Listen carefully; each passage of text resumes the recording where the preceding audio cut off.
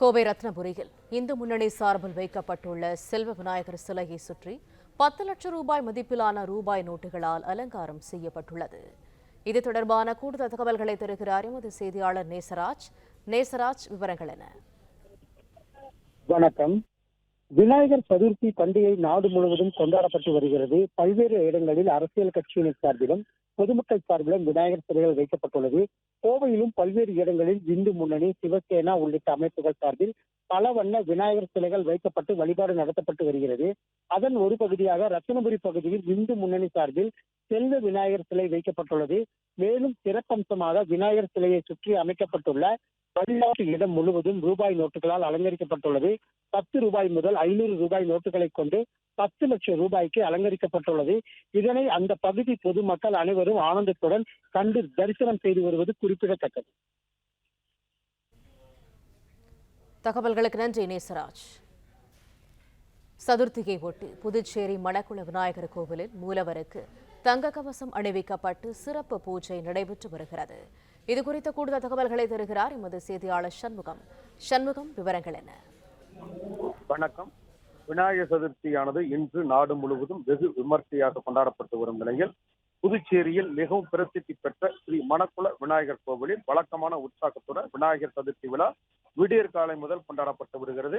குறிப்பாக அதிகாலை 5 மணிக்கு கோயில் நடை திறக்கப்பட்டு மூலவர் மற்றும் உற்சவருக்கு சிறப்பு அபிஷேகம் ஆராதனைகள் நடைபெற்றது.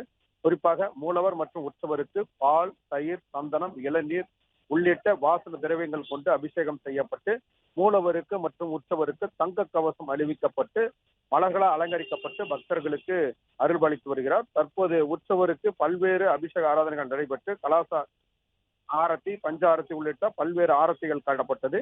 அதிகாலை முதலே பக்தர்கள் நீண்ட வரிசையில் நின்று மணக்குள விநாயகரை தரிசித்து வருகின்றனர். மேலும் கோயிலுக்கு வரும் பக்தர்கள் அனைவருக்கும் பிரசாதம் வழங்கப்பட்டு வருகிறது.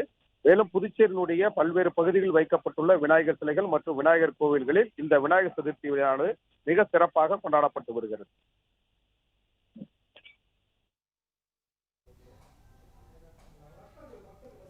தகவல்களுக்கு நன்றி சண்முகம். கோவை புளியகுளத்தில் 19 அடி உயர விநாயகர் சிலை அமைந்துள்ள முந்தி விநாயகர் கோவிலில் அதிகாலை முதலே நீண்ட வரிசையில் காத்திருந்து பக்தர்கள் சுவாமி தரிசனம் செய்து வருகின்றனர். இது தொடர்பான கூடுதல் தகவல்களை தருகிறார் எமது செய்தியாளர் நேசராஜ். நேசராஜ், விவரங்கள் என்ன? வணக்கம். ஒவ்வொரு ஆண்டும் ஆவணி மாதம் வளர்பிறையில் விநாயகர் சதுர்த்தி பெரும் திருவிழா நடைபெறுவது வழக்கம். இது ஆசியாவிலே 19 அடி உயரத்தில் 190 டன் எடை கொண்ட ஒரே கல்லான கோவை புளியகுளம் அருள்மிகு முந்தி விநாயகர் திருக்கோவிலில் விநாயகர் பெருமானுக்கு அதிகாலை முதலே வேத மந்திரங்கள் முழங்க யாக வேள்வியை தொடங்கி விநாயகர் பெருமானுக்கு பஞ்சாமிர்தம், நெய், தேன், பால், தயிர், சந்தனம், குங்குமம், மஞ்சள், பல ரசம், பன்னீர், இளநீருடன் 16 வகையான வாசனை திரவியங்களுடன் மகா அபிஷேகம் நடைபெற்றது. தொடர்ந்து 4 டன் எடை கொண்ட பலவிதமான வாசனை மலர்களுடன் ராஜ அலங்காரத்தில் விநாயகர் பெருமானுக்கு விசேஷ மகா தீபாராதனை நடைபெற்றது. இதில் திரளான பக்தர்கள் அதிகாலை முதலே நீண்ட நெடும் வரிசையில் நின்று விநாயகர் பெருமானை போற்றி போற்றி என்றும் பரவசம் முழக்கத்துடன் விநாயகர் சதுர்த்தி நன்னாளில் தங்களது வேண்டுதலை மன மகிழ்ச்சியுடன் வேண்டி வணங்கி வந்தனர். இதில் பக்தர்களுக்கு அருட்பிரசாதமும் வழங்கப்பட்டுள்ளது.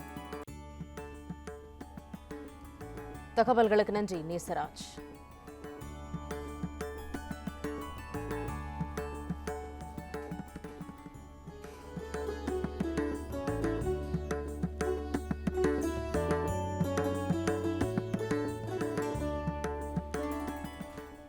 பிளே ஸ்டோர் மற்றும் ஆப் ஸ்டோரில் இருந்து பாலிமர் செயலியை QR கோடு மூலம் பதிவிறக்கம் செய்யுங்கள். செய்திகளை உடனுக்குடன் பெறுங்கள்.